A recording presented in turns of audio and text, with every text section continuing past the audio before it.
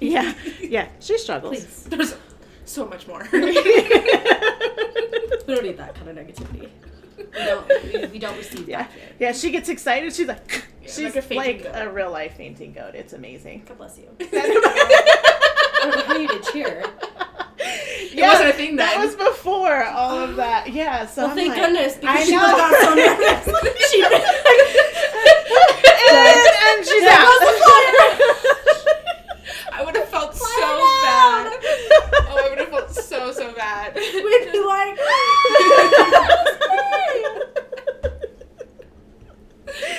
yeah, it didn't start until like after high After school. my accident. Yeah, so right after your rollover, it got in, and it's like traumatic experiences kind of trigger it, and so it just since then it's been she's gone. Like it's just a thing now. Don't laugh too much.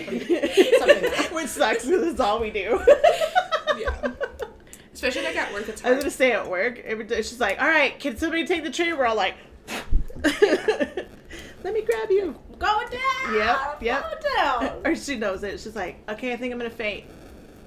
Yep. And then she like slowly starts like, we're like, "Oh God!" But yeah, that's good. Yeah, that's awesome that you can at least verbalize it. Yeah, it's not. It's not just like. And she's gone. Yeah. She feels it coming, so we try to. Oh my gosh. And I'm like, "Get her some water. Get her some water." We had a guy that had silent seizures. And nobody told us. Right. Nobody told us. And so he was up at the cash register like this. I thought he was taking a nap. Yep. He just had a baby. Yeah. I was like, boy, I get it. I totally get it. And he would have wake up, and I was like, oh God. I was like, honey, I need you to get up here. Oh God. No. I have never in my life seen that woman run. But she ran all the way from the back of the store, and I was like, she's like, oh, he's having a seizure. I was like, what? Oh my God. Thanks for letting us know. Then one time he was walking, and I was behind him, and he stopped, and she was like, are you okay?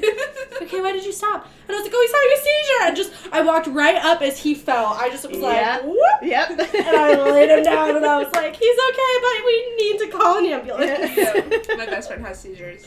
Yeah. Dude, silent seizures, man. They're scary because you know, like you don't know. Yeah, it's just like, and he wouldn't like close his eyes or anything. He'd just stare at you. Oh. Yeah. Tavia does that sometimes, and I'm always like, yeah. Stop. Yikes. Not doing that. Dead body. Mm-mm.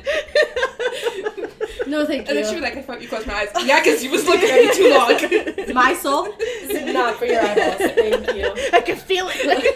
I can feel it coming out of my mouth. I was like, no. Yeah, those are scary. Those are way scary. Oh, that's so awesome. Bad. Okay. Okay, are you ready? This one's going to be hard. Are you ready? Yeah? You good? Yeah. It's okay. We can do it. It's okay. Go ahead.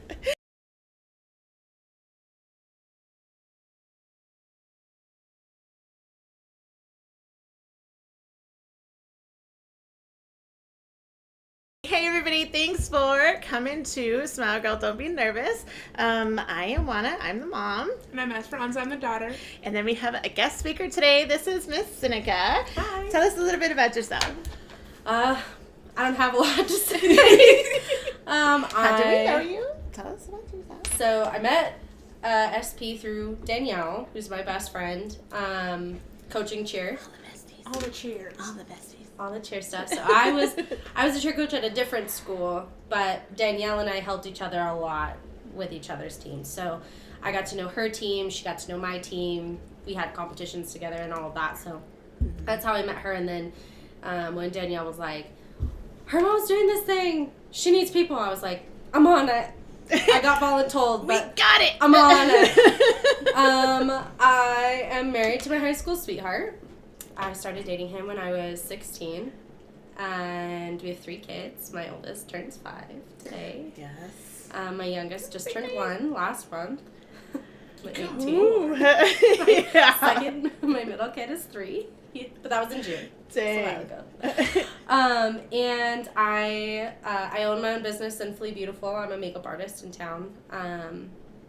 So I've been doing that. Sinfully Beautiful. It's a play on my name. So it's CYN. CYN fully, and then I've been doing makeup for about 10 years, but I've owned Sinfully Beautiful for about 5. And I started out in the photography business, so I work with I think it's down to 5 now, but I was working with about 7 different photographers at one point, doing boudoir sessions and engagement sessions. I am 18. Yes. And good for you to do, not just for partners. Thank you. Always do them for yourself. Yes. Way more rewarding that way. Absolutely. And I just trickled into the wedding area of things, which is a little scarier. So I've been doing that and having a lot of fun. And I've been working a lot with another makeup artist in town. Her name is AJ. And she owns YO Beauty and Glam. So we kind of have been partnering together with some of our bigger weddings and stuff like that. So it's one of my favorite things that I get to do. I think that's really, it's kind of it. Oh, I'm an office administrator for my church. It's also like 90% of my existence is being at church. My kids are raised in the church, and so that's pretty much me. Nice. All right. Well, welcome. Thank you you so much. For those of you who want to go follow, what are your social medias? Go ahead and shout those out. So I'm on right now just Instagram and Facebook, and they're both Sinfully Beautiful and Sinfully Beautiful Creations. I think that's my Instagram one. So we'll put the links in the show notes. So don't be afraid. Go in, follow her, do all the things. Yes. Every works on there. You want to look at it. Awesome. Perfect. Okay, so remember to like, share, and hit the bell for alerts when our episodes load up. We are progressively getting lots of followers, so I'm super excited about it. Yes, so excited. Did you send me that screenshot? You're like, oh my god. And I know. was like, what am I looking at? And I was like, oh shit. Yeah. It's always fun to watch things drop. You're like, what did I do though? I know. I was like, I don't know what happened. I mean, but cool. Like, I'm just gonna keep doing did that it. with my Instagram. I was like, yeah. I think I posted a picture 6 weeks ago. Yeah. What's happening? Seriously. It's crazy the things that get the algorithm. Yeah, yes, it really is. And you're like, yeah. random. Okay, yeah, that works. Okay. Yeah. I didn't even want to post that one, but okay. Cool. Like, You did though. Yeah. You do now. Yeah, right? Yeah. So, for those of you who are watching all of our episodes, we are actually doing our first giveaway. We are working with Glamity Jane. My bestie, Shauna, is creating, I'm not sure exactly what she's creating. I think it's a tumbler. So I think it's going to be kind of like this one. With the Smile Girl, Don't Be Nervous emblem. So it's going to have the yellow background and the purple butterfly, I think. Oh my god, I forgot those were our colors. Yes! So I am not sure exactly what she is creating, but we will throw a picture on Facebook. We will have the giveaway. I'll let you know when it starts and when it ends, but it will be this week that this episode airs. So I will definitely, give you some updates as to when that's going to start and when to start looking for it and what exactly it is that she is making. It's going to be a tag, and comment. So it's to bring more additional people over to Facebook and kind of follow what we're doing. So I will definitely keep you all apprised of everything that's going on there. We have, let's see. So trigger warnings. Sorry, I have my notes in a different format this week. I was like, I'm so confused. I was like, I don't know where we're at. So some trigger warnings today is we will be talking about mental health while we are talking about this particular quote. So if you have any struggles, once again, as always, tell somebody, reach out for somebody if you need help or if you need to disclose something, please tell an adult so that, we can get you the help that you need.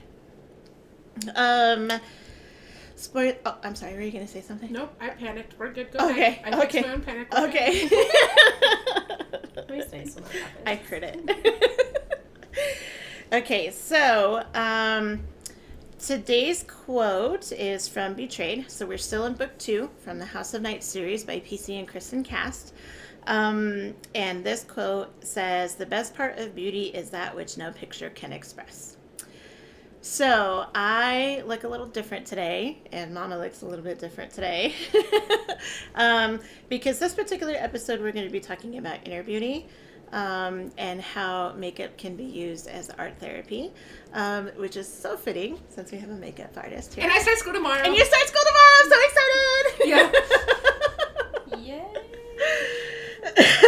Yay! So, just to give a little context about what's going on with this quote is Zoe has officially taken over the Dark Daughters, and she wants to restructure how she wants the group to go. She wants to emulate some of the more prestigious schools and the values that they bring into their group, and so she wants to have like pillars of success, kind of like they have over at Kelly Walsh. Mm-hmm.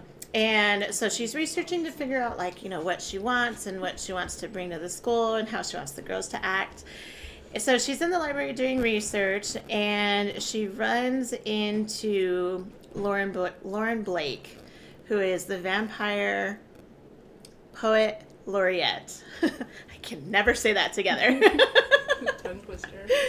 And he is an adult vampire, and he is a teacher. Okay. Oh, we talked about him. We totally talked about him. We totally talked about him. As we realized as adults, we did not realize as kids reading. Yes, I know. I read this again as an adult, and I was like, I'm a That's little afraid. so what appropriate. the fuck? In middle school.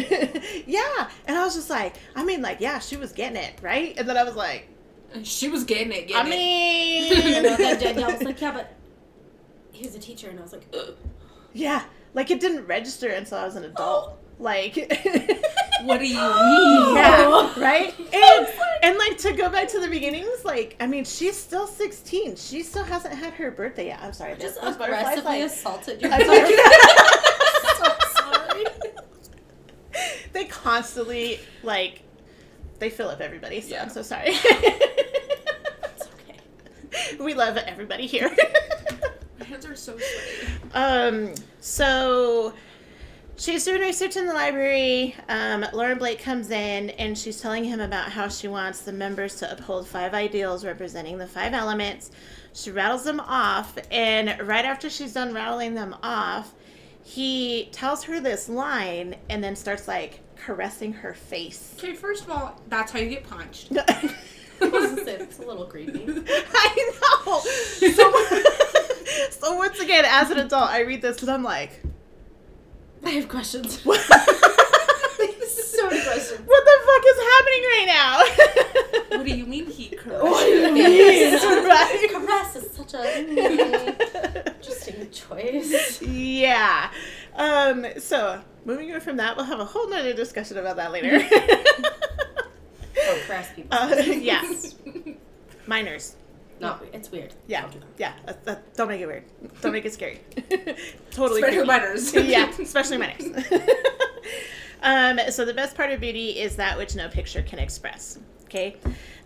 So the article that we are going to be reviewing is called Exploring Core Concepts and Using Makeup in Expressive Arts Therapy in Mental Health, a critical review of the literature by Riz Triolo Rodriguez in the spring. Hey, you nailed that one. I struggled. I was like, oh man, go slow, go heal. Well, yeah, it's because, I get it. Rude. Just thought I'd throw it out there. All right. This was in the spring, May 20th, 2023, Expressive Therapy's capstone thesis. Okay, I don't want to talk about my words today. Okay, 2023. 2023, May 20, 2023. There's a lot of 20s. On the There's a line, lot of okay? 20s. We're rich here. So, I kind of want to start off with a question and ask you, what made you want to do makeup artistry? Well, to be perfectly honest with you, because I had no idea what I was doing. Okay. Did you go to cosmetology school? Nope, I Okay. didn't. Okay. Nope. I was going to say, because makeup's not licensed. Nope. It it's is not. Yep. I did know Maybe that. shape or form. Maybe they wish it was. Yes and no there. Okay. Totally want to hear all the things, so I'm super excited. So many questions. I know. I have so many questions for you. So, anyways, I started with a multi-level marketing company, which I think a lot of people's stories, called Unique, and I was like, I could do this, you know? And I was, like, in between jobs. So my husband was mostly working. We're, like, in retail situations. And I realized very quickly I had no idea what I was doing. So I started going to YouTube. And then I realized I had a lot of self-confidence issues. Because then I became, like, afraid of what I was doing. Because I didn't want to, like, go out and have somebody, like, be like, what is that? What are you doing? And I had older parents, so the less is more mindset. Also, that is not today's type of mindset as far as makeup and beauty and skincare in any way, shape, or form. And so that halted a lot of what I wanted to do. And then I began to think, like, you know, I got a little bit more confident what I was doing. Danielle and I did, like, a challenge with each other, which really opened up my ability to express through makeup without being so afraid of it. And I wanted to be able to do that for other people. And because I paint, eyeshadow was very easy for me because blending concepts and everything else. And like oil paint, eyeshadow is blendable till you blend it all the way off your face. And it's also buildable where you want it to be buildable. And so a lot of the techniques transferred straight across. So I got very good at eyeshadow very quickly. And I had a lot of people asking me for help and asking me for, like, if I would come and do their makeup or if I could help them with certain things. And I thought, you know what, like, I may as well take everything that I internalize and then be able to give that to other women. Because I saw a need that is out in the world with self-confidence, and I think we recognize it more because, like we were talking about with mental health in this episode, it gets talked about now. And it didn't used to. And it was very hush-hush before. It was. And so I never want a woman to be so afraid of herself or of a makeup brush that she's not able to, like, pursue what she wants to look like and how she views herself as beautiful. So that's really kind of why I decided to take on this endeavor. And I think kind of why I started mostly with the photographers as well, because it was, one, a little easier. Wedding industry is pretty cutthroat in general, but I was able to get all the things a lot more, like, through to a lot more women that way. Okay. What do you like most about it? Is it giving them the confidence or that sense of accomplishment, or watching them look at themselves for the first time after is my most favorite part. So I don't, like, let them see or do the whole, like, what do you think, you know. They trust me in that moment to do what they've asked me to do, and I do. And then when they look at it for the first time, they're like, oh my gosh. And then there's this moment where, like, oh my gosh, I've never, you know, I could never do this, or I've never seen myself like this, or, you know, I wish I could look like this all of the time. And I have this really beautiful moment with them where I get to tell them, like, I didn't make you look any different. I just enhanced. I took everything that you had and I brought it forward. Right. Everything that you have that you're seeing right now is yours. And I think for them then, you know, and it's an emotional moment for them too, because like, then they're realizing, like, what they're now seeing is what everybody else sees. Oh, that's so weird. Because that's a hard one to see what everybody else sees. I personally struggle with that because, like, I don't know what you're seeing. That's hard. Okay, all right. So according to International Esthetician, Dr. Gitika Mittal Gupta. Why do you choose the worst? I don't. Hey, man, these are people's names. I feel like what's his face on Scared to Death when they do the shout outs? Dan. Dan Cummins, when they start going over the names for the shout outs for the Annabelle and shout outs and stuff, and he gets the craziest names. And he's like, I feel like people just throw letters together to make up a name. You know, Well, like esthetician, like why is there an A? Yeah, like I'm like, we need that. that's why I We struggle. don't need that. I struggle. I know. We were going over this the Kinda other like day, excess. and she was like, I don't even know how to say that. I was like, esthetician. She goes, there's an A. And I was like, yeah, no, I know. It's not needed. Yeah, But it is there. It's a silent Like English. why is so do fun. like xylophone? Yeah. Why is it an why, S? why is it an S? Yeah. Because English is stupid. Because English is the hardest language. One of the hardest languages. So this doctor says makeup therapy is real, and it could be your thing to turn to when everything else seems too difficult to tackle. When it comes to our beauty routines, we have complete power. We know how to apply eyeliner, how much nude to put on our lips, and how to put 3 dots of highlighter on our cheeks. No one knows this better than we do, and it is because of this awareness that we feel entirely in command. So, on a personal level, how do you guys feel when you do makeup as opposed to just having a bare face? You can go first. What? Oh, man. I already talked. Just like, I did my part. When I have a full face of makeup on, I feel very complete and ready to go. Ready to go attack the world. So it makes you confident? Yeah. But as we've noticed, when I don't wear makeup, something's wrong. Right. And I may not be in the best space, or I may not just want to wear makeup that day. Right. It doesn't matter, but when I have a full face of makeup on, I'm ready to go. Yeah. Okay. Your turn. I'm not gonna lie, like I have ugly days. I think we all do. That's what I call them. It's not a technical term, I guess, but I don't necessarily feel like I need to have makeup on all of the time, and probably because I didn't really start wearing full faces of makeup until I was like 19. Me.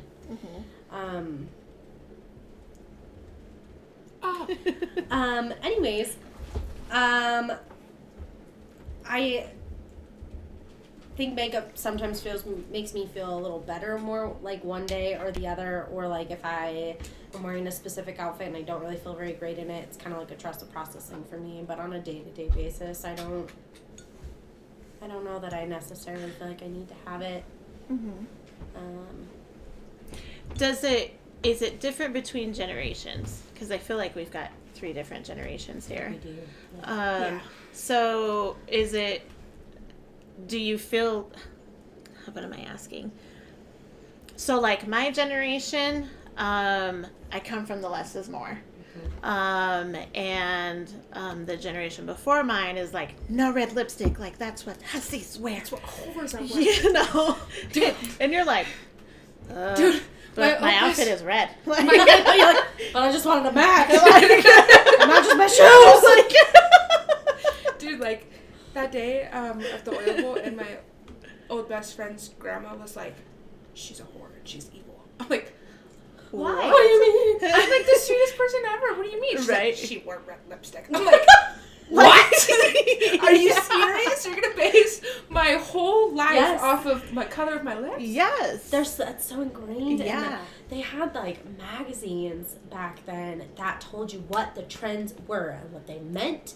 And you couldn't wear white nail polish because it meant that you were part of this thing. And like, it's so, everything had a meaning back then. Yeah. And they had like charts. like literally in like their books magazines and stuff that these told women you. would buy. And, you know, and they're all housewife-esque, right? So they're all like, okay, well, my husband will be upset if I don't wear blue on Tuesdays, so I better Oh do my that, God. you know? For real. Literally, that For was real. the time period. Yikes. And so it was And certain things, yes. and you know, you had to have your hair a certain way and dress You had a to certain stay way. in the trend, and- or everybody was up your business. Yeah. And it So, was yes. it was a thing. She probably did look at you and go, she's a hussy. Yeah. She did. Yeah. She literally said Yeah. that And to she me. probably yeah. really actually thought it. Yeah. Like, believed it. And you're just like, My dress is red. Yeah, like literally. I'm literally just going to work. What do you mean? Yeah. I'm literally going to watch the Oil Bowl. Or not the Oil Bowl, the Super Bowl. Yeah, so it's a thing. So like my generation, we started to get a little crazy, you know, and like when I was in high school, more like junior high, the beginning of high school, like I was doing the chola thing, right? Yeah. So I had like the black lip liner with the brown lipstick, you know, just a little bit of blush and like eyeliner for days. Everywhere. Okay, like you know, like it was that was dark what ass I was eyebrows, doing. Just with a pencil though. Yeah, Pencil, Yeah, they're thin as fuck, just they're like line. Yeah, They you know, use like big ass pencils. hoops. oh yeah, big hoops. Obviously. You gotta have the big hoops. You know, like that's when I was doing it, and then like it evolved, and then was just doing like real basics until like we started playing with makeup, and then I started learning how to use like different colors and, you know, muting stuff and contouring, and I'm like, dude, this is so cool. Okay, but I need you to help me because I can't like really get this part blended in, you know, like, and so it's a thing. And then but like your generation, you're just like to the nines. Okay, I got like 17 different eyeshadows on and it looks fucking fabulous. My eyeliner is sharp enough to cut somebody. You know, I got like highlight for days and, you know, like a full face of makeup on. So how did your generation, like, were you the in-between there? Or We were the, like, oh my god, that's my school photo. oh my Generation. God. Where we would, like, try really hard. But we had, like, the Dream Mousse foundation. Oh, yeah, and the little, like, pot. Yep. Yeah, it was like a cream to powder. It was terrible. She said We didn't Yeah, know what blending there was no beauty What- blenders. We don't know. We used our hands. Yes. Oh, no. Yeah. Everything was done with your hands. Yes. Lines. Yes. Because what's blending? Down to our necks. We don't know that word. It just And needs to be on your face. that was Was it it. like the orange generation? Concealer lips? Yes. Yeah, but That was lips. a real thing. But Yep. like, right? Well, like silver, and that really was. Oh, kind no, of you were it. the silver. Yeah. Yeah. Crazy. I not so much, so I don't have very many embarrassing photos in regards to makeup because again, my parents are like in the older generation, so I was raised with the less is more. So like Right. if I was allowed to wear makeup, it was like the tiniest bit of mascara, maybe some blush, and I had a lipstick that was like the same color as my lips. Right. And I was like allowed to wear it to like weddings or funerals or Oh, those fancy occasions. yeah, and maybe for my school photos. Right. Right. And then when I started cheer, things got really wild with makeup, and so I had to catch up. Right. Right. In that respect, but I think we were kind of maybe a little bit of the in between where like we still wanted and had like a need for somebody to help us do our makeup like for special events like dances and stuff, whereas like your generation is like, who needs a makeup artist? Yeah. Because you guys could probably do your makeup on your own faces better than some makeup artist could come in and do it for you, where at least your level of technique is about the same. Mm-hmm. And thank you to YouTube, I right? was saying for that. YouTube.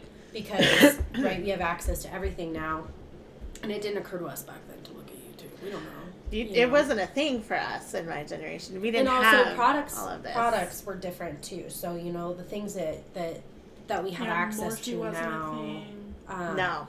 well, and just like You how had your products basics. Because I know you were doing like the CoverGirl. Dude, I am a Compact. CoverGirl girl all the way. CoverGirl. I am. Yeah.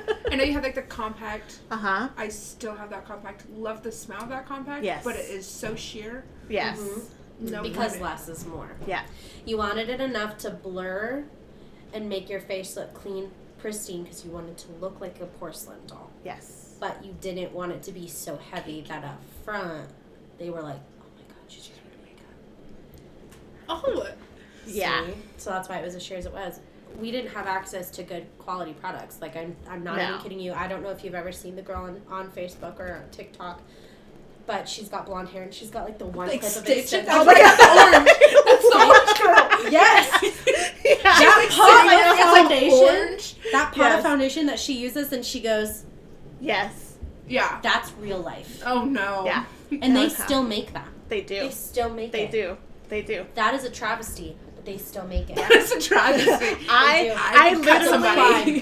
literally Crime. have my CoverGirl cream to powder rectangle one. I bought one because I was like, man, it was really good foundation then. Like, I'm going to try it now just for shits and giggles. And I bought it, and I was like, oh my God. And it oxidized. I think it was one of the first things. So, like, back then, like, liquid foundation was way less of a thing because everything was about compacts because, you know, you touched up at every opportunity that you had, and you don't put bathrooms, cream on Reese's. top of powder, you know? And so there's a whole process there. Well, then when it started to happen where, like, liquid foundations became a thing, things oxidized because of the chemical compounds that were inside. Right. So that mousse foundation had all of the same oxidation chemicals in it that a liquid foundation had. So when we used it, that's why she looks orange, because it literally oxidized on her face and made her look that way. Mm-hmm. So we all walked around like that. Yeah. Well, not me, but Yeah, right. everyone else. Sorry for those guys. Those are the guys. Yeah, thanks, Thank Mom and you, Dad. Mom. Yeah. Thank you, Mom. Much appreciated. I will go with my glitter green eyeshadow on the cheer mat any other day. That's awesome. Oh, I did gold. Yeah. I did gold glitter for a while. Oh, we Yeah. we had all kinds of fun things. We bought at Nationals glitter one year, and we were scrubbing Oh, yeah. to get it. It was Dude. something. She said there was glitter everywhere for days. Oh, yeah. Yeah. Weeks, because it never goes away. It's like art herpes. Yeah. It's not a lie, though. Yeah. That's a real thing. It's a real ailment. It really is. My insides, I think, are actually glittery. It's all compacted, like on top of itself. My stomach, rhinestones. It's so sparkly.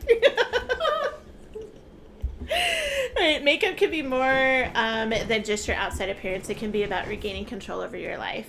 Self-expression can also be the means through which a person challenges the system of oppression. For example, people of color are increasingly embracing their natural hair texture or curls, Love. male-identifying folks wearing nail polish, or women intentionally choosing to no longer use makeup. And so, like, recently, you've got all of the older stars like Pamela Anderson and Jamie Lee Curtis. Like, they are doing their, like, No makeup. pictures. And I'm like, get it, girl. Are we playing footsies? I thought I thought it was the cat, so I was just like, don't move. No, she's right here. I thought it was the table, like. She's like, with her toe on the bottom of my shoe. Nice. So I was like, oh, it's the cat, like, trying to scooch through. She loves me. No, it's just me. My Nice. bad. Didn't mean Sorry. to play footsies. Sorry. And her avocado socks, which are Yeah. absolutely amazing. I have a whole set of them. Yeah, she does. She has a whole set of them. She had to have them. It was an avocado for Halloween. So When I was pregnant with Skylar, nice. she was the pick. Oh my, so awesome. My husband also was an avocado because I forced it. Who's Yes, your other half? that's He it. was. Oh. Yes. He does cute So things for me adorable. sometimes. And then he's mean to me the rest of the year. Understand. It's a thing. The It's one a, day it's a of guy the thing. Yes. He comes out from work, and I'm like, you should be sweet to me. I haven't seen you in 4 days. Because no, I have 4 days to make up for. What do you mean? Oh. So he's mean to me for 4 days. And then leaves. He's like Then he a big goes. brother that just like comes in and Then he's beats like you up sweet and to me over leaves you. text messages. I'm like, oh. Okay, Thank you. cool. Thanks. So I get a hug before he walks Appreciate in. He's like, love you. Okay, bye. Bye. Husbands are funny. Yeah, so the stars are wearing no makeup. The amount of people that are doing their natural hair I love is it. amazing. I love it. And they're coming out with like crazy new ways to do like to get your natural curl to come out. So I know like and- scrunching has been a super huge thing, and I know like So, like, heatless curls. My generation of scrunching is way different than like your My generation of generation. scrunching. So Yeah. bad. It's so bad. I'm We like, don't need to talk yeah, about no. that. She's like, yeah, we're all scrunching, and I was like, no, Don't no. What was your way of scrunching? I was watching one girl do Oh this my with God, Moose, and I was like, yes. You literally get like a So, gob you know- of mousse. you know how Okay. You're like scrunching the mousse into your hair, right? And then you're like, but then you go back, right? You take your hair dryer, you let the cast set. No. Then you go back, you break the cast. No. There was no breaking of the cast. No. So you just let your hair You get got crunchy. like a mountain. So And then you're just like, you're like, oh, absolutely, like just all over. And then you like, okay, and then you're good. And you straighten these front pieces. Yeah, and then you gotta put these out, and then they gotta be straight. Then they were straight. Yeah. And you could hear your hair as it swished by. Oh yeah, and it was like, like white noise. Constantly. That's why you like white noise. Oh my god, I totally didn't think of that. That's hilarious. Yes. Sorry, none of us can sleep in the silence because we just do that. We have noise all the time. Yeah, so Do you know when we how were talking bad that about is they for were your like, hair? oh yeah, We do now? absolutely. breakage is a thing. But We we did not care. We didn't. I mean, we did our sky high, right? Our high feathers, like that. I mean, blacking out literally in the bathroom because I'm like, oh my god, guys, I need some hair. Dude, that's why you fucking thought I was huffing Literally hairspray. was. I passed out. My first ever pass out from my pot. And you said, you was probably huffing hairspray. I said, I was on my knees. Yep. I just passed out because I was literally not getting any air. Yeah. And you're like, you were probably huffing hairspray. Yeah, neither I were was we. not. Neither were we because the whole bathroom was filled with hairspray. Legit. Like, it was I funny. still got grounded for that. Yeah, I know. I'm so sorry. Yeah, might be. I didn't know. Beauty brings people together. It does. So physical touch and connection are also a huge factor in makeup and skincare, so it's a sensory thing. So you being on the other side doing the makeup, how does that work for you? Well, hands are gross, no matter how clean they are. So, I mean, the first thing that I always do is obviously I ask about, like, do you have any allergies? Do you have any sensitivities? Mm-hmm. Because a person that's sitting right across from me can be having a totally normal conversation, and they might be autistic and have sensory issues. They might just completely be icked out by somebody touching their face. Right. They might not like the idea of somebody coming at them like with a brush or something like that. Right. Which is And your eyes are scary. open, you're like, oh, yeah. oh, Well, God. yeah. So Tavia's on the spectrum. Uh-huh. And she has super bad sensory issues. So when I was doing her makeup for Halloween, Mm-hmm. like we had to stop like 10 times. So she could just calm down. Mm-hmm. Yeah, so having to adapt at any given moment. So, like, if somebody has a sensory issue, I stay far away from brushes that are pokey. Anything like a wet sponge. I try my hardest not to use my hands unless it is the only way that they're comfortable. Mm-hmm. And I always, like, wash my hands and then sanitize right in front of them so that they're seeing what I'm doing. Mm-hmm. But I use a multitude of different things, and everything has a different texture, and everything's got a different use and function and stuff, but having a variety of options for people has always been very important to me, so that I can be fully inclusive. So if somebody does come in and they're like, listen, I'm getting my engagement pictures done, or I'm doing an engagement or a boudoir shoot for my wedding, for my, spouse, whatever, but I'm really like, I don't know that I can handle you touching me with those brushes. Great, I'll use my hands. Right. Not a problem. Mm-hmm. I have disposables. I have other methods of being able to, like, perform my job Right. and still make them feel good. Okay. What about your what happens like when you have to do like a mascara where you have to kind of be pretty close, like how do you handle those situations? No. Communication with your client is key. Mm-hmm. Always. So everything that I'm doing, like, we're constantly talking about it and creating a calm environment. When I'm working on a certification, just like to have a certification, not because I need to have it, but also just a learning opportunity for me. But one thing that I learned was about having a calm environment all the time, and one way that I do that is through constant communication. So, like, I tell them right up front, like, I'm going to be in your face, I'm going to be in your body space, I need to get close to you to do certain things. I don't like to be breathed on. It gives me the super ick. I have asked my husband to stop breathing on more than one occasion, like, near me. I'm like, you need to turn your face the other way. I can't handle it. So, like, I will, and this sounds silly, but, like, I will hold my breath or breathe shallower when I do that. She does that. Yeah, I do that. directly next to somebody. especially when I'm like up in their like eyeball space. Or if I need to breathe, like I'll breathe away from them. And then I will stand either directly next to them or I will put a knee in between their knees. Yeah. And I will just be down on their level. So they have full, like, level. They can see me. And then I will always touch, like, first here. Mm-hmm. And then with whatever I'm doing. And that lets them know, okay, I'm already in your space. Now I'm coming. Now I'm here. And that usually is enough for people to just, like, be like, oh, okay. And, like, kind of will mellow out about it. I don't have them like blink with me with mascara or whatever. I usually will just like, if I can, I will stand directly in front of them and just have them look at me like right here. Mm-hmm. And then I can get it done way faster and call back in. Right. Okay.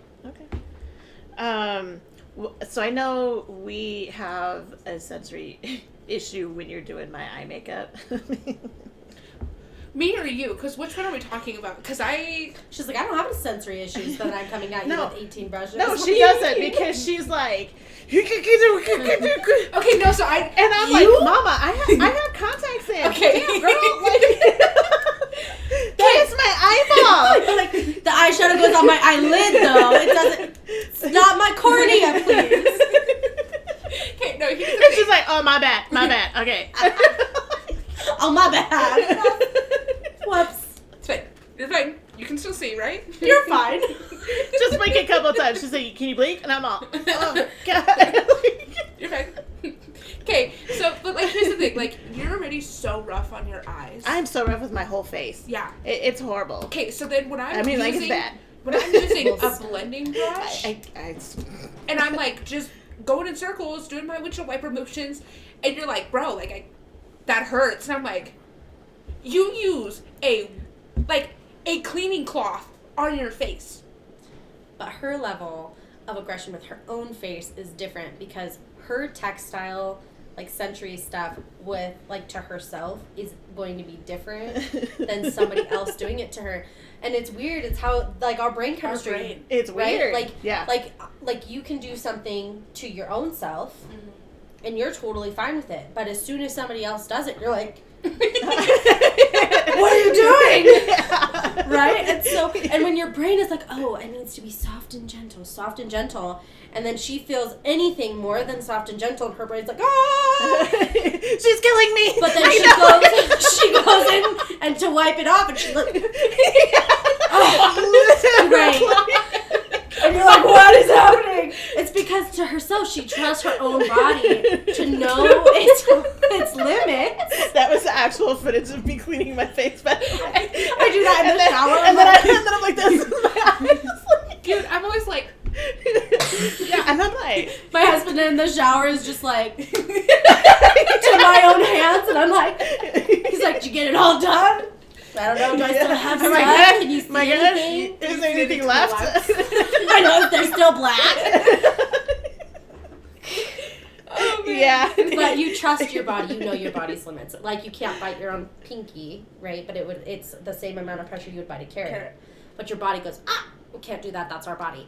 Right. It's the same kind of thing. But it's a fight or flight response. Yes. Somebody else is doing it. I swear to God, she's trying to kill me every time she's doing my makeup. Take your egg, but it for looks, me to do your looks makeup. so pretty. She could take a brush like this across her own eyelid and be fine. But if you're like... She's like, oh my God. Oh my God. Oh my God. It hurts. And then I'm always like, because, okay, so whenever I do her right side of her face, or is it your left? It's your left. I always... Okay, the nose is the center. I know, No, and not then, always. And then she's always like, cut With my hair her. supply off. She's like, okay, I'm gonna do your eyeliner, and then she like leans on my nose as she's putting my eyeliner on, and I'm like, And I'm just like, sorry. Are you okay now? I always ask if you're okay. I always stop so you can breathe. She's like, I'll give you a couple seconds. Can you breathe in, breathe out? Good? okay, and Go. You're fine. Communication with the client. She's She's got it. Yeah. I'm like, are you okay? You good? You're fine. Yeah. You're fine. You're fine. I promise you're It's okay. you, not me. I don't know. Something wrong with your face. It's not me. So going back to, high school, because that's generally about, when we first start doing makeup. Like, I started wearing makeup at 14, and it was just eyeliner. I think that's pretty... I started in junior high. I think now that's a little bit more normal. Mm-hmm. And I think mostly just because parents are less, like, oh, she's a hussy. Yeah. Yeah. Like, oh, God, that 12-year-old's doing things she shouldn't be doing. What does her mother let her do? It's all about, Well, and, like, we had that conversation with that friend, She was like, oh, well, I should be wearing makeup, This was, like, in, I don't know, like, 6th grade. People still, even in my generation, are still like my daughter loves makeup. Mm-hmm. She loves it. And you'll see her walking around with, like, bold lipstick on. Mm-hmm. Yeah. Like, bold. Like, she wore bright red lipstick. She's 4. That grandma. Yes. Right. What is this? She's 4. Yeah. She ain't doing nothing nice for you. Because makeup is about self-expression in my house to me. Yes. But, like, other family members, like other people, like my niece, her parents are a little bit more hesitant about, like, the makeup thing because it means she's growing up and it's getting bigger. Right. She's getting bigger and, like, that like let go of the youth part. Right. And it's like this rite of passage for some people, even still, like kids my age that we all grew up in that same generation, all wanting to do what we wanted to do. Even now with their kids are like, you're not old enough to do that. Yeah. You're too little for that. Yeah. Yeah. So I think that it's happening younger now, but I think that it still even is like a point of contention. When I started makeup, we started in steps. Yeah, we did stages. So So 6th grade, I was able to wear mascara. Right. And then 7th was eyeshadow. It was eyeliner. No, it was eyeshadow. Okay, right. And then you got eyeliner. And then after that. eyeliner. And then I kind of just like... And then the rest of the face, like, came in. Yeah. She was like... Because by then, like, you were... Go! Yeah. Because by then you were in high school, and, like, everybody was doing it anyway. And I had been doing makeup for about 4 years. Yeah, because, like, when you were home, you were constantly playing with makeup. You were doing my makeup, you were doing Anthony's makeup, you were doing your makeup. Like, I was doing your makeup to make you fall asleep. Yeah, like, because it was the sensory thing. Yeah. Like, it's super calming for me. So that's great that you said that it gives you that self-expression, because that's kind of what we do. Like, I let the kids, experiment with hair color and hair dye and hairstyles and haircuts, and nail polish. Anthony was doing his nails, and that created a whole fucking thing. But like, like that self-expression was what we were going for in our house, and still do, because there were always different colored hairs all the time. So my son does his nails. It's a thing. Like, Anthony... He does them because his sister does them. Right, yeah. Or because, like, my nails are always done or whatever. But, yeah. Anthony was way into Adam Lambert. And he always had and he's, like... I mean, he's always done, like, to the all his dinosaurs' nails are dude, good, yeah, like... It's awesome. And the eyeliner. And they're good. Yeah, and it's amazing. So... Yeah. Oh, Adam Lambert. Oh, dude, he does some amazing things with his makeup. Oh, my God. Yes. He's... You love him now with his makeup style now. Did you see him back then? Because it was back then styles. I was literally just... We were watching for your... He was still a beautiful man, but... Yeah. Yeah. Eyeliner looking a little thick. Yeah. Oh, we yeah. were thick with a triple C at that point. Like awesome. Yeah. So, with parents' support in expressing themselves, a teenager may have more self-assurance and a sense of empowerment. Studies have found that creative expression can lead to strengthening immune systems, management of chronic pain, and a decrease in anxiety, which I found super interesting there. Yes. Applying makeup can help release oxytocin, which is a hormone produced by the brain, often referred to as the cuddle hormone, which is why I was passing out. Dopamine can be released when you finish your makeup. This can help to boost self-esteem, positive mood, and overall morale. So how many times have we all done our makeup and go to the mirror and be like, shit. Oh, yeah. You're like, dang. All right. And then the rest of the day, you're feeling great. Right. Yeah. Right. Well, really, it's because, like all of those clients are like, oh my gosh, like I wish I could do this all the time. You have this sense of an almost out-of-body experience because you are seeing the you that you think you want to be, but you're not recognizing that it's still the same you. Right. That the features are now enhanced, but they're still your features. That it's still your face, even though, you know, you've contoured and highlighted a certain, you know, your cheekbones or your nose or whatever you think your best feature is. And so your brain goes, oh, who is that person? And instead of being like, oh my gosh, that's me, your brain is like, oh, there's this beautiful person. And so you have this sense of like extra happiness because now you're the person that you think you want to be, instead of going, oh, that's me, just prettier. Right. You know? Right. And so I think that's where you get so much of that like happy hormone. And I don't know that I love it so much that's what happens, just because like sometimes I think it's a sense of falseness. Yes. Yep. Absolutely. It's that mask. Yep. Mm-hmm. You're happier with the mask than you are with what you have on behind it, and instead of your brain recognizing this is me. Look at that. I know. You totally just brought us into the next note, so that is perfect. Look at you. Thank you. Like you didn't even study. I did. I definitely read it this morning. Okay. I read it 5 a.m. Oh, hell no. Listen, I'm usually up at 6 to do the Bible study by myself before my children terrorize me, which doesn't usually work because by 6:30 Bray is awake and then Ollie is awake and then it's a whole deal. Right. And then the whole damn house is up and it's just chaos. Yeah. Bible study who? And so my kid's like, what are you doing? I'm like, I'm reading Genesis. Do you want to read about Adam and Eve? Go to bed! Get out. I'm sending the snake after Get me. out. Oh, damn.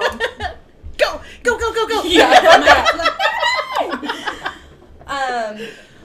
So, but we had the time change, right? So I'm usually up at 6. So then my body was just like, whoop, time to be up at 5. And I was like, oh, I don't know about this. And I was like, oh yeah, I still haven't read that out loud. I should do that. It's totally good. So totally good. Miss Danielle came in and saw it like as she was sitting here, so it's all good. Yeah. It's all good. Well, Yeah. see? Yeah. Of course, like the queen of doing things last night.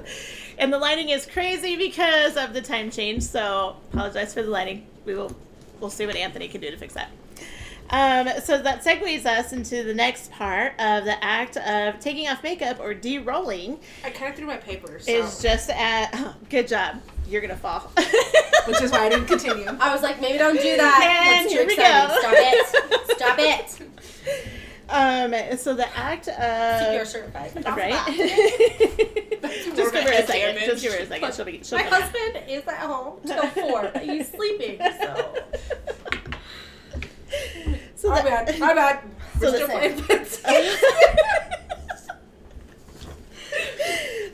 So the act of taking off makeup or de-rolling is just as significant as the act of putting it on can be. Applying makeup can be like putting on a roll for some. So for clients who rely on makeup as a mask or as a necessity, it may be in the therapist's best interest to offer makeup removal wipes, skincare rituals, or routine for removing makeup alongside a client. So I think we kind of had this conversation the other night when we were talking about this, but everybody sees me as that loud, outgoing, crazy girl. Right. That's me when I have my makeup on. Right. The second I'm home, I take off my makeup, I'm chilling, I'm relaxing. Mm-hmm. I'm a quiet girl. Right. But that's me without makeup. Right. And that's you even when you're in public without makeup too. You just like blend in the background. You don't You're really say a hiding. whole lot. Mm-hmm. Yep. You're doing your best not to be noticed. Mm-hmm. Blendy. And like, they both may be me, but which one's the real me? You know what I mean? I think all of it is. Because, I mean, we all have different parts of our personality. Right. You know, that we either bring out or accentuate or, you know, work me is very different than home me versus, you know, podcast me versus, you know, party me, you know, versus family me versus mom me. I mean, like, they're all different aspects of our personality. So it's not as in, like, which one is the real you. It's just that you're focusing at that particular point on that specific side. Right. Yeah, that makes sense. Because I guess work me is totally different. Yeah, well, I mean, you're a server, so you kind of have to take on that role. Yeah. Or you're not gonna, being a server is a lot emotionally, and you have to put a mask on so heavily when you're serving. Yeah. This last week, like, my world was falling apart. Yes. But yes. Smile. And I walked up to the table and, hi guys, how are you doing today? How you doing? Good, how are you? What Great, can I get what for can you? I just get started off the drink? And inside I'm like, yeah. I served a whole table. I had a kid stand up underneath me. I dumped an entire tray of water on him because he tipped the trays. He stood up. Even his parents were telling him to, like, settle down. He was, like, all over. Wired. Yeah. Stood up right under my tray, and I just had the one hand. And I'm not a particularly tall human, so, and so dumped the whole thing on him. And I finished what I was doing, and we got it all cleaned up. I was like, oh my gosh, I'm so sorry. So nice. Went in the back, bald. Yeah. Oh, yeah. Bald. Yep. And I came back out, and they were like, honey, are you okay? And I was like, yeah, I'm great. And right? eyes rolling back. What are you talking about? It's great. It's fine. Yeah. Yeah. Yeah. That's a mask. It's a mask that you do have to put on. Yeah. Especially as a server. But I would agree with your mom. I don't necessarily think that separates you as a person, but I think that why would anybody be loud and outgoing when you're watching TV? When you're laying in your bed reading a book. Right? Like, everybody's going to have a quiet side. Everybody is going to have a wild side. Everybody's going to have a work side. Everybody's going to have, when you become a mom, then you'll have your mom's side. Mm-hmm. And you'll have your wife's side, right? Like, I think we just develop different, my husband calls them boxes in our brains. And for women, we are in all of our boxes all of the time. But sometimes we're a little bit more in one versus the other, where, like, men are in, like, one box at a time. Yeah. And then they finish that box, they close it, and then they go to the next one. And they even have, like, a nothing box, right, where you're like, what are you thinking about? And they're like, nothing. Because they really are not. I don't know how that's a thing, but they have blank brains. Yeah. It's a real thing. They can do that. You know, like, how, like, people, like, don't have, like, voices in their head? Yeah, that's weird. Yeah. Yeah, I know that's not normal to, like, not have voices in your head, or, like, to have conversations with yourself in your head. It's not normal? Yeah, not everybody experiences that. That makes me feel like I have schizophrenia. Is the sound of the voice in your head your own voice, or is it somebody else's voice? They say it's your parents' voice. Yes. No. So, like, my own voice. So, like, when I'm having conversations with myself, it's totally my voice. It's my voice. But when I am, like, degrading myself and, like, that really negative self-talk, that's a parental voice. Yeah. So, but yeah, people don't, it's not, there's people out there, like, there's people out there that have that, and I'm like, I don't even know what I would do. I would feel crazy at that point. Yeah. Like, at that point I might be like, I think I need to be checked. Yeah, because there's nothing going on. It's weird. I think I take myself in. Yeah. So, another way a therapist may suggest using makeup as intervention is reciting affirmations in the mirror as a client takes off their makeup. Oh my gosh, I read that and I loved that so much. Yeah. A therapist can give clients ideas for affirmations, substitutions for negative self-talk, and walk through the makeup unmasking progress with the client. It can be a start to deeper reflective conversations with clients around what makeup does for them and what it may feel like to take off each layer. So, going off of this one really hit hard with me because I'm that person. So if I am having a rough moment in life and I am really struggling, nobody knows about it because the second my makeup is on, I'm an entirely different person. And so I put on that mask when I go to work or when I go to events, and nothing else matters. So for the first, year, we had come back to Casper after I left my husband. Like, nobody knew what was going on. Nobody knew that I was home crying every night. Like, nobody knew what was going on because at work, like, I had the mask, and that once that mask was on, like, and when I was at work, I was like, oh, hey, like, what's going on, and how you doing, and how's the family, and all the things, and my hair was done and my makeup was done and, the cute, my uniform and, I had flowers in my hair all the time and nobody knew what was going on outside of work. Once it started to slip because they were merging, because I was getting calls at work and, people were coming in from my past and, and then people were seeing me cry in the back. They're like, well, what's going on? And so I'd explain it and everybody was just like, what? Oh my God, I had no idea. I didn't know. And I'm like, yeah, that was it. That's the point. When I am done, nobody knows. Yeah. And so this is huge for me, that derail. Because then I get home and I am just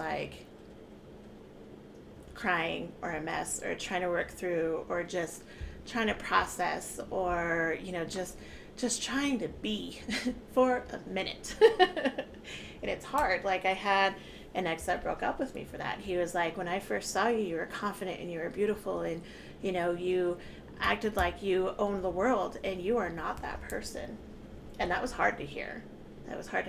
But he was absolutely right.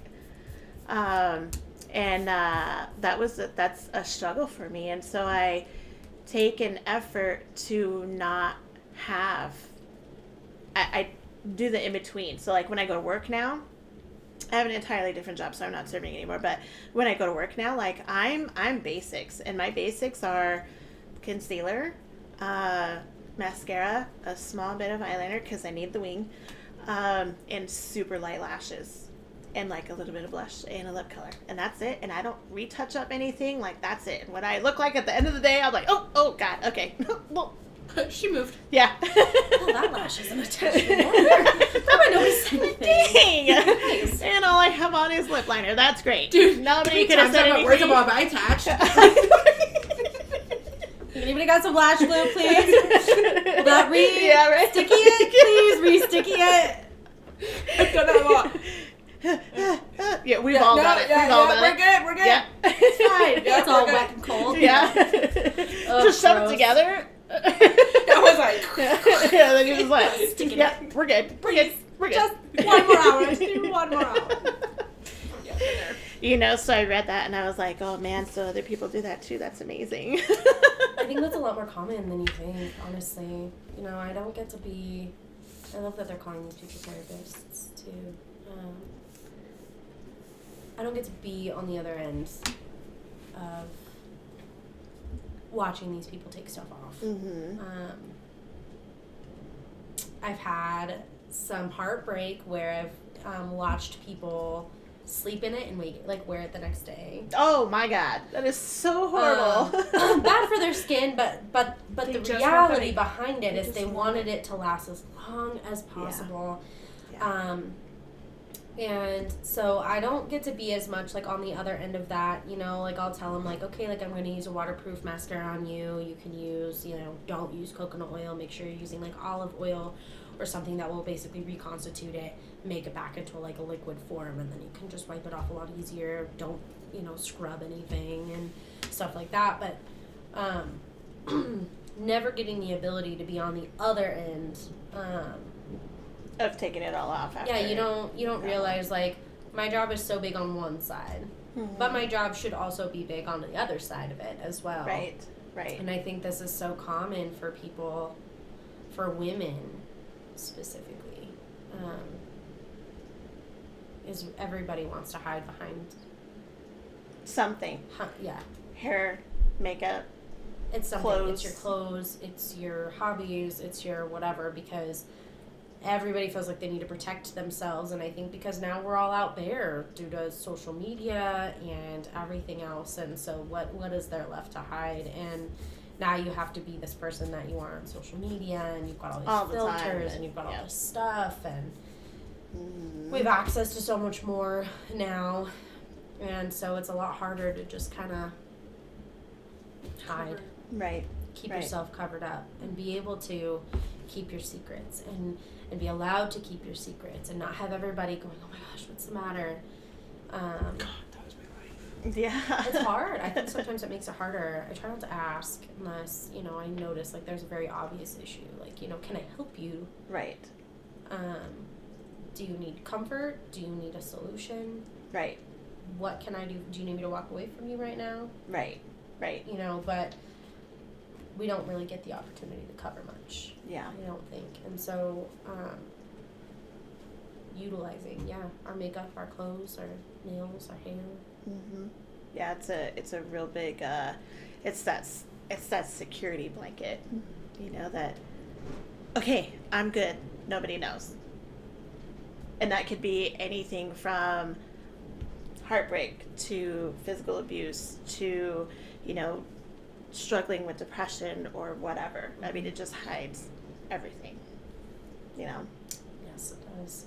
So, that's interesting that you were talking about women, because there is a new study published in the journal Perception that finds that men perceive women who wear makeup to be more prestigious, while women perceive other women who wear makeup to be more dominant and more promiscuous. Which is crazy. Yeah, you hussy with your red lips. lipstick. Yeah. That old lady was right. She knew it. Oh, well. You can think what you want, but here's the thing. Right? It matched my dress. Yeah. I was wearing a red shirt and black pants. Right. And black shoes. Right. I wear it for Christmas time.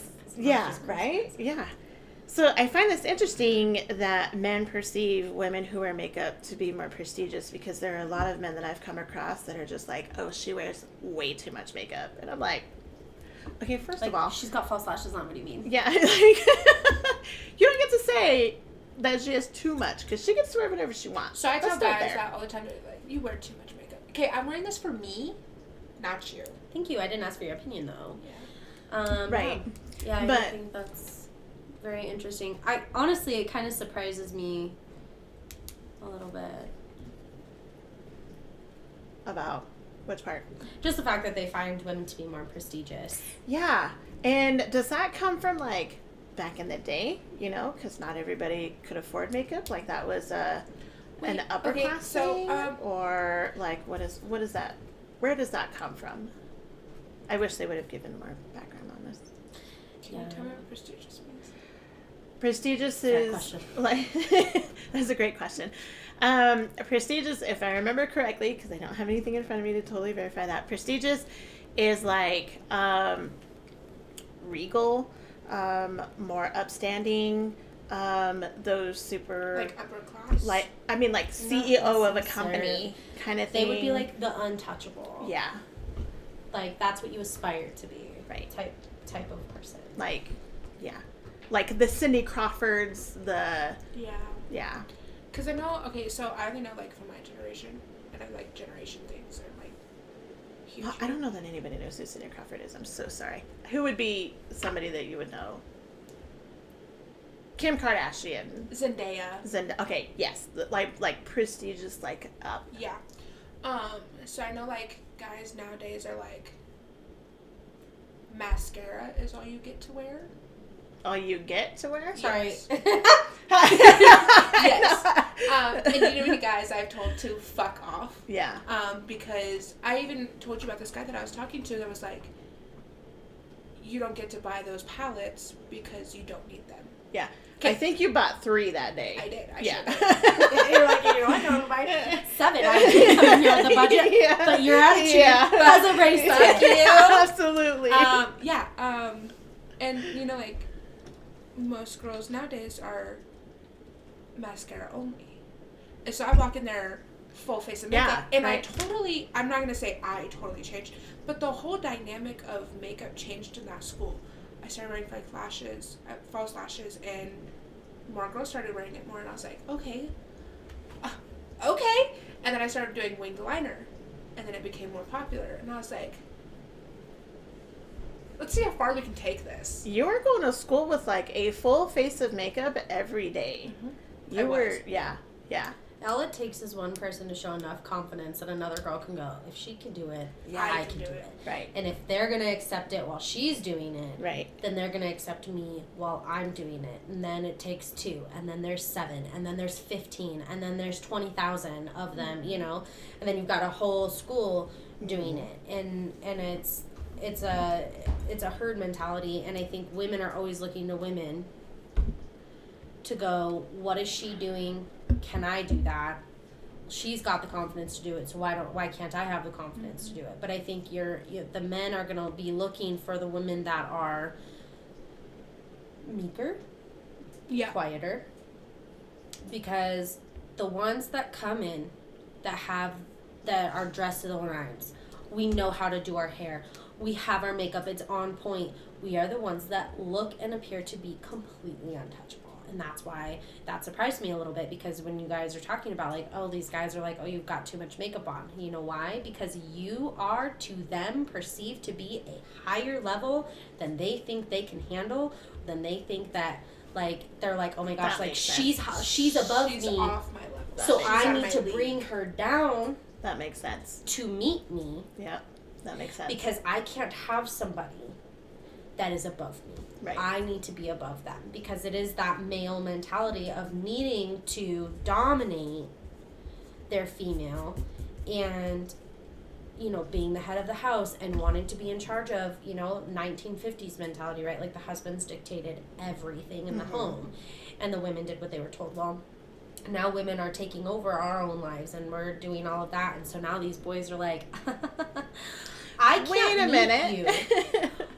So but I'm going to turn you. Yes, so I'm going to de-level you. I'm going to bring you down to my level because I don't want to rise to meet yours. Yeah. Right. That seems like a bitch move. But anyways. It is. It's a thing. So then we're going to go into talking about how beneficial makeup is. So makeup therapy immediately alleviated behavioral and psychological symptoms. Totally missed a whole bullet point, my dude. Oh my gosh, I did. Okay, I totally marked it up. My bad. So makeup is as personal as it gets. So when a million little voices that don't sound like your own start racing through your head, remember that as cliche as it sounds, beauty is in the eye of the beholder, and the only beholder who counts is you.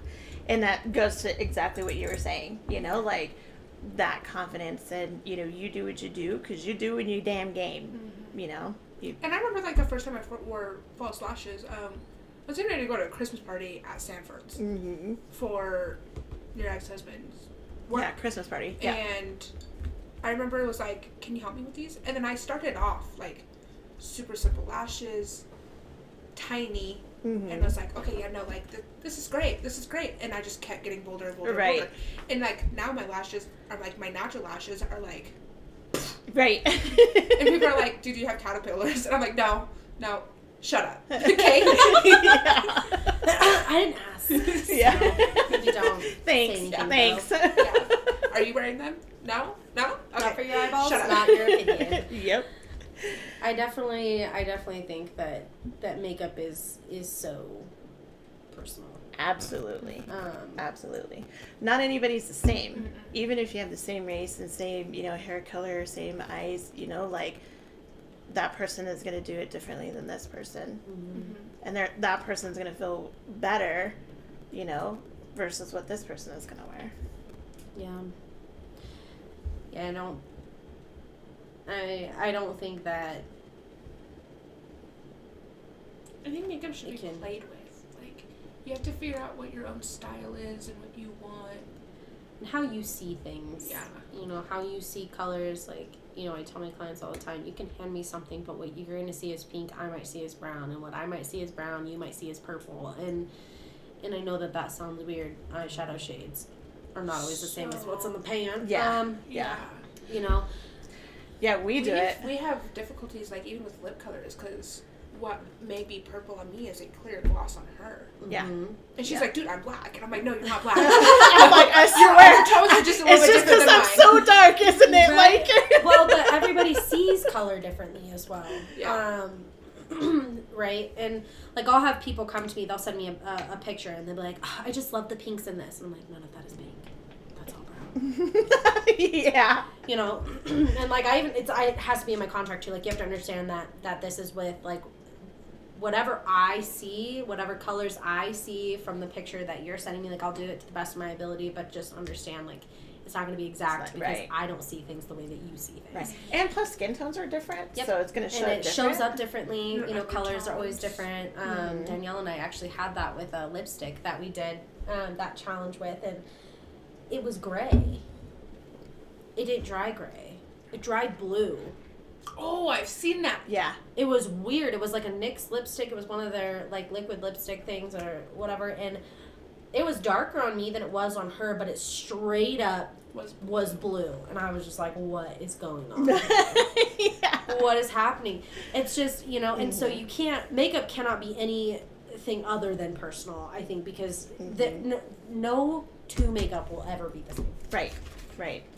Yeah. And, you know, like we struggle with the lip colors. Like I have to do like a blue red or like a maroon. And she's got to do like a pink, you know, because we're so different. You know, our lip colors are different, our skin colors are different. I'm always like, I like that lip color. I know, and I'm like, oh yeah, it's this one. And it's like gloss. So what do I do now? Yeah, like we struggle. And so, you know, we were doing the same makeup, and we have, you know, our makeup was combined when we were living together, and even still, like, I'm like, okay, what color are you looking for? Because I may have that color in my palettes, but you can play with it and see. Here you go.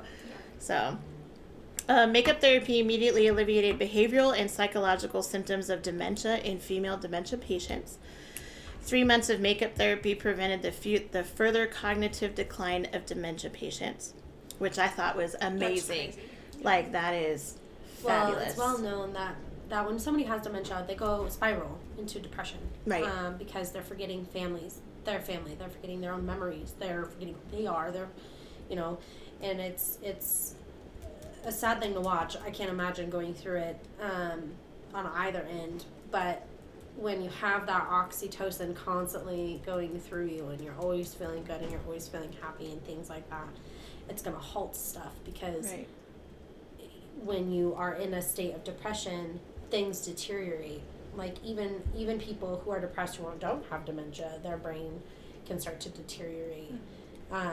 And so reading that, I couldn't say I was massively surprised, but I was surprised that they had done it on dementia patients. Yeah, I was like, I never would have thought that would have been a thing to be like, oh, well, like let's try this see if this works. And so that was amazing that it came out like that. And then, like, as you know, you had said, and I was like, well, I mean, if it produces all this other things and it makes you feel good, that makes sense. You know, it logically makes sense, but it didn't connect it before. In a survey done by the Renfrew Center Foundation, it was found that 1,292 women 18 and older, almost half of them had negative feelings when they don't wear makeup. That same foundation survey showed that 44% of women suffer from negative emotions when they go natural.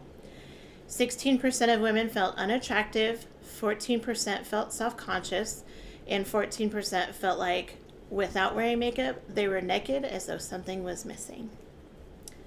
And then only 3% of the women surveyed felt more attractive when they decided to go natural. Almost half of the women surveyed started wearing makeup at the ages of 14 and 16. More than a quarter began wearing makeup at ages 11 and 13. This represents the importance and impact makeup can have at such a young age. It also highlights that wearing makeup is more than a physical experience for women. Beyond positive or negative emotions, there is more of a psychological response to makeup. I am not going to lie because we are super vulnerable here at Smile, and I am super uncomfortable sitting here this entire time with no makeup on whatsoever. I have my eyelash curled and chapstick. Well, you have powder. And I did do a powder because I was going to be on camera. But that was it. And I feel like I'm naked as though something is missing. I only have mascara on. I don't have my eyebrows done. Yep. This is yesterday, all day makeup for my eyebrows. I was like, yeah, we just talked about that. Yeah, no, I fell asleep because I was laying in bed crying, and then I was like, right. And then I was like, that pass out. Fuck, I gotta get out. And we gotta go. Yeah. Yeah. But 9 times out of 10, I never leave the house without my eyebrows and mascara. Mm-hmm. At least a pair of lashes. Mm-hmm. But if I'm going to Walmart, I can wake up. Yesterday is all makeup crust everywhere, and I'm like, what up? Yeah. It's not a problem for me. But the second I step into a role, right. Yeah. I have to. Yeah. I mean, there are times that we wake up early in the morning and we go, to Walmart. And, those are my Tirado days where I'm just like in sweats and a t-shirt or a hoodie and, my hair's thrown up all crazy and I'm just like, all right, you ready? Yeah. And that's it, and then I come home and I'm sitting in or I'm doing work or I'm watching TV or I'm binging or whatever, on TV. Yeah. But the second you step into the role, something has to be done. Right. Even if it's those basics of just, a powder or, some concealer and, even mascara and just some lashes, or not even mascara, or just lashes to make it look like I've got something on. Right. That's it, but I have to have something on. Yeah. I've done a lot of self work in regards to a lot of that stuff, so I don't have those feelings as much as I probably used to have them. I never went through I need to have a whole face of makeup phase, mostly because I'm very lazy. That's a little weird. I also have 3 young kids, so it's not necessarily a possibility all of the time. So before my kids, I had a lot of time to play with colors and do my eyeshadow however I wanted, and I can spend as much time doing all of those things. And today I have lashes on because I was on camera. I usually wouldn't. I go to work and I've got brow gel, clear brow gel, concealer, mascara, we go, because I don't know when somebody's going to come in. I don't know when they're not. I might be there all day by myself and I might not be there. So that's really kind of it. There are days where I do utilize it probably a little bit more as a psychological thing, on my ugly days, in trust the process days where I'm like, oh no, where I do feel like if I just can put makeup on, I'll feel a little bit better. Right. Right. But like I said, I've done a lot of work. Yeah. There. With my own mental health, as far as trying to get to a point where it's not something that I ever feel like I need to utilize as a crutch. Yeah. I have huge body dysmorphia issues. I used to be 306 pounds, and lost 110 and then gained some back. And so I never know what clothes I fit into. I literally went shopping with my bestie yesterday and grabbed a 2X shirt, and it was a 2X men's Western shirt. And I was like, well, I kind of want it big, because I want to tie it off and do fun things with it. And she's like, well, that's going to be way too big. And so I tried it on. It was literally swimming.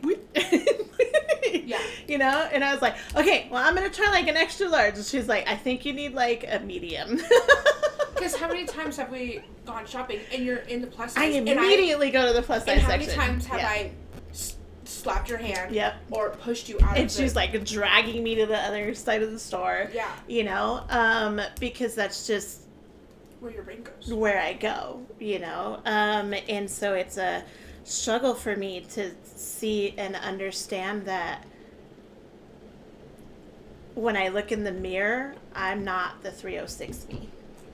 And I'm, not the 180 me, but I am not this huge girl anymore.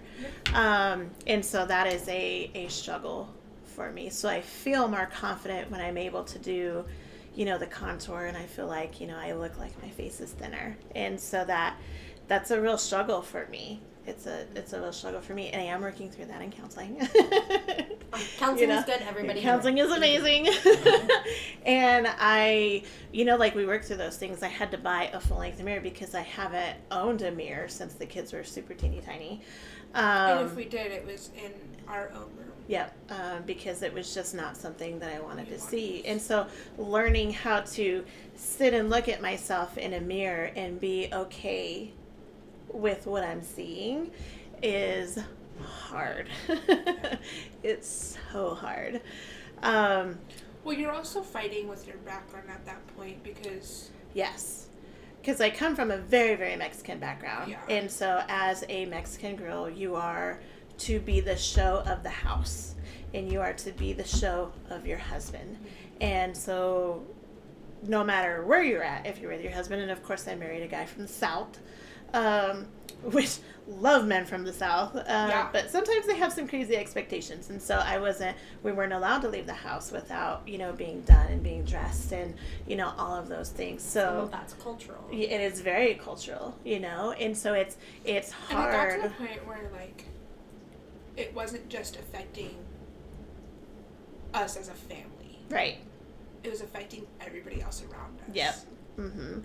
Because we couldn't just jump in the car and be like, hey, we're just going to run to the store really quick. And you're like, wait, I need at least an hour. Yeah. To go to the store for one item. Mm-hmm. Because I need to get ready. Yep. And so. There was times even for the Christmas party or even getting ready for work, for school, for school. It was like a 3-hour process. For school, school started at 8. I was up at 4:30. Right. Because you were doing your hair and. My makeup. Yep. Doing all the things, and so. And I was always dressed to the nines. Right. Always. And we would get in trouble, if we, wore sweats to the store, or if we had our pajama pants to the store, and it was. The last month that we were there, mm-hmm.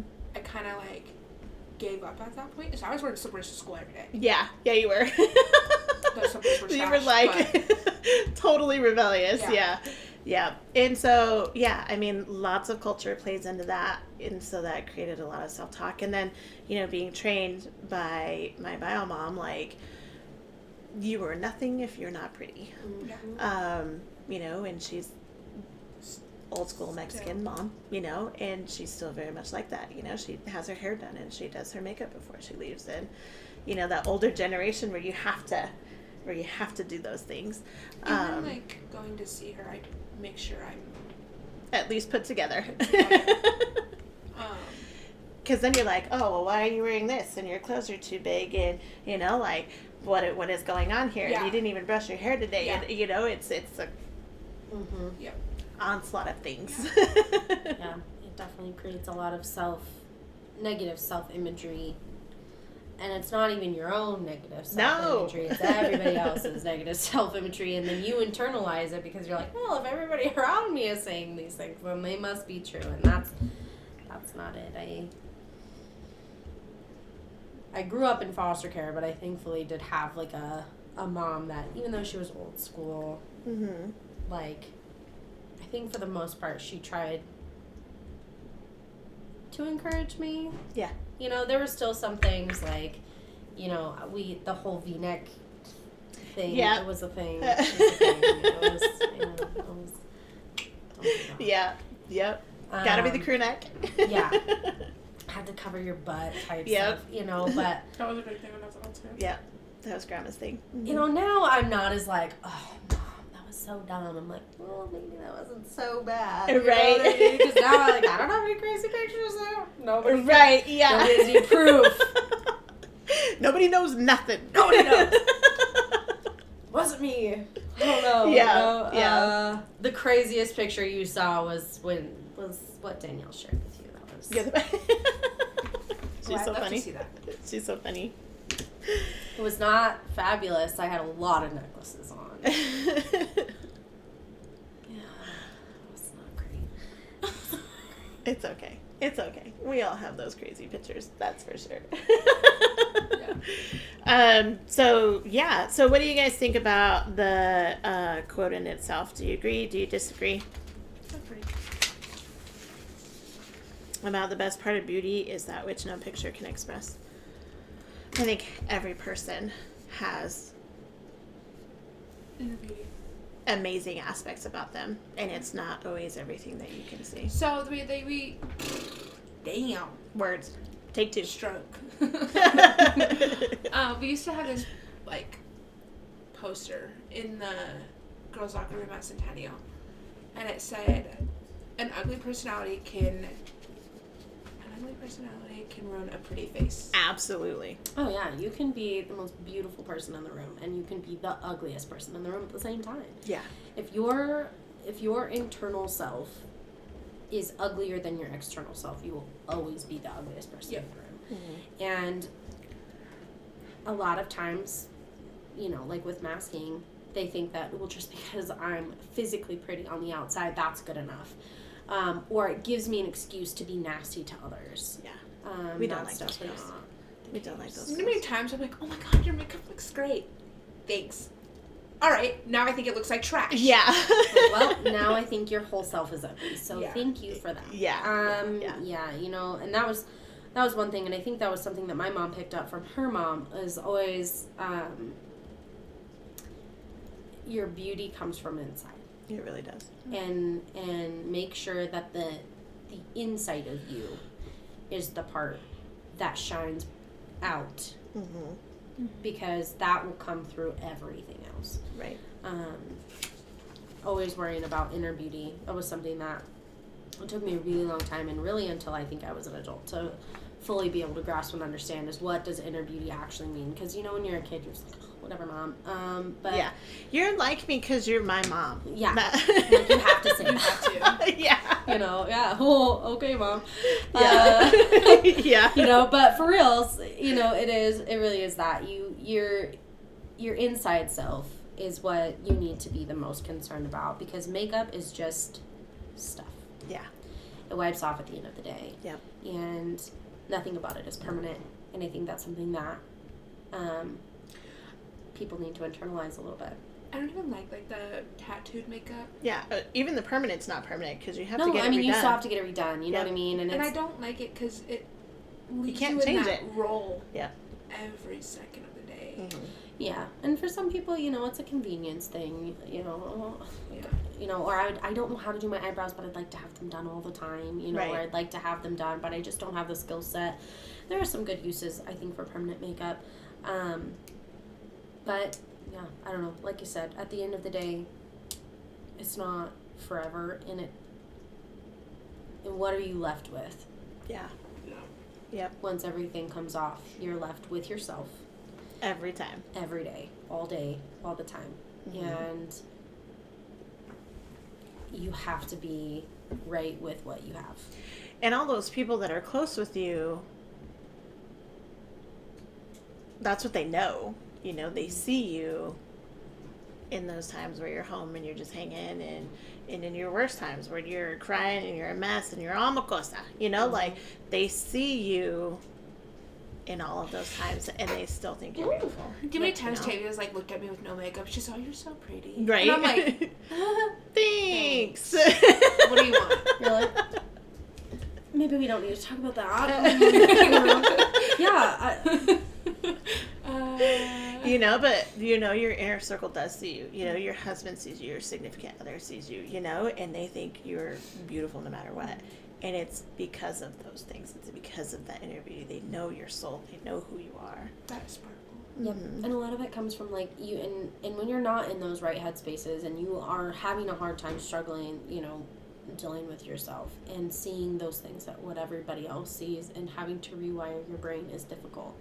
Mm-hmm. Talking about these ideas of affirmations while, you're taking your makeup off. That unmasking process, and you're utilizing it to rewire your brain to register and to think about you as a beautiful being. Mm-hmm. Because, okay, maybe your skin is not as bright as it was yesterday. Maybe my double chin's a little bit more out today than it was yesterday, or I've got bags under my eyes, or I look like I'm not well rested, or my skin's not as clear as so-and-so's, or I don't have that sparkle that everybody else has. It is so easy because our world shoves darkness at us all of the time. And comparison. And all of these comparisons and all of these beauty standards and all of these things, right? But Photoshop exists and filters exist, and even on YouTube, people are utilizing filters when they're doing their beauty stuff. Nobody's skin is that flawless for real life. Yeah. And that's, but being able to rewire your brain, every ugly thought should be met with one that is beautiful, and having to do that, and that's really where a lot of my stuff got fixed is, I talked about before, like, I'm a Christian human being, so a lot of my stuff does come through that and leaning on God a lot for that. But we had done a Bible study called 10 Lies Women Believe. One of them was about beauty, and one verse that has stuck with me, and it seems to be my life verse for my whole existence, is Psalm 139:14, which is, I am fearfully and wonderfully made. And so for every ugly thought that I have, I remind myself I'm fearfully and wonderfully made. Like, God made me to be the way that I'm supposed to be. If he thinks I'm beautiful, I must be. And how can I look at myself and go, wow, I'm ugly, when I was made in his image? Because if I'm ugly, then he must be ugly. And that's a real problem, right? And they say God's a beautiful angel. Right? So, if I'm supposed to be made in his image, right, that means that he looked at himself and went, look at this amazing thing that I did. And you're like, I don't know about that. Let's see. Maybe we can make a few tweaks here and a few tweaks there. And God's like, but it's perfect. Like it. Right. But it's perfect. Right. And that's the thing is, it's perfect. You're perfect. You're exactly the way that he intended you to be. And so I try to come up with things like, for every negative thought, I throw a positive one at it, because otherwise you spiral down. And all you're going to see is negative, when what you should be able to see is, you know what, maybe my skin's not as clear as it was yesterday, but you know what, my eyebrows are on fleek today. Right. Yep, we got something going. Yep. Right. Yeah. What's that one song? Hobson Alone with Me. At the end, he is talking about, a thought is not negative. It is just a thought. It's just a thought. It's just a thought. And a thought is not a physical thing. Yes. It is just a thought. It's just Who a thought. made it negative? You did. So part of counseling is, for every one negative, you're supposed to have 3 positives. So, and that's in, like, either your self-talk or whether you're pointing out something negative that you don't like about your partner, you're supposed to do 3 positives on top of that. And that's how change occurs. And that's how you start changing your thought process as well. 21 days to create a habit. Yep. 3 weeks. Yep. How does it? It's a thing. It's hard. It's a lot to think about. Like, it's a physical, you have to, like, really make yourself get there and really make yourself do that and go, oh, fine, okay. What can I say that's good today? Okay. Right. This thing. And even if it's just one, that's good enough. You can aim for 3, but even if you just get one good thing. Right. And even if that's the same good thing all week long. Doesn't matter. It doesn't matter. I think makeup can absolutely help with making people feel better and making people feel good. And obviously, right here in black and white, it's showing it can do good things. Right. And it can be a therapy, but it doesn't, like all therapies, right, can't be a crutch, right? Like alcohol can be a crutch, drugs can be a crutch, and people can be crutches for other people, and you create codependency issues. Makeup can be the same thing, but I think as long as you're utilizing it in your therapy and you're still keeping track of who you are in here, and you're able to accept what you face at the end of every day, then that's where the makeup truly becomes a therapy and is actually going to do the good that it was made to do. Right. Right. I think you did a great job wrapping that up. Yeah. Look at you go. All right. Well, we just want to say thank you for joining us today. Miss Seneca, thank you so much for being here. Learned so much about you. I love it. It was love fun. it. You're totally going to be on future episodes, so I'm definitely looking forward to those ones. We also want to thank Justin Bagg for being a sponsor for Smile Girl Don't Be Nervous. He contributes a lot for the show to go on, so we just want to say thank you. So join us this week. Why did I have this on here twice? Because I kept forgetting it, so I wanted to make sure it was on there. You didn't forget it, though. I know. I didn't forget it because I did it twice this time. There. So join us for the next episode where we talk about the things that bring us honor. Oh. Are these the things that bring us the most problems? My bestie will be on this one. Yes or no? Oh, wait.